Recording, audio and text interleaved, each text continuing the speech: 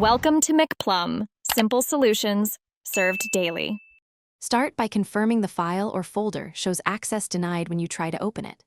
Look at the exact error wording and note any error code or form name shown.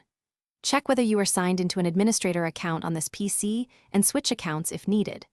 Verify the error appears for one file, many files, or an entire drive to narrow cause. Also confirm whether the item is on an external drive, network share, or inside a compressed archive file. Right-click the item, choose Properties, then Security, and click Advanced to open detailed settings. Use the change link for owner, type your account name exactly, and click OK to take ownership.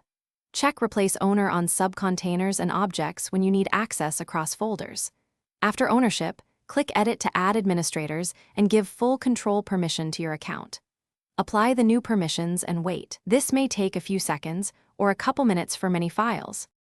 Try opening the file now to confirm permissions, fix the access denied error, and record the result. If you still get blocked, temporarily disable antivirus and retest, or disconnect a network share for testing only. Consider running an antivirus scan and a disk check if corruption is suspected.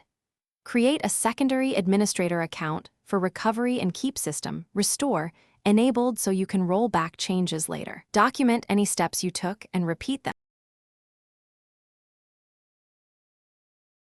Thanks for watching. Stay juicy and subscribe.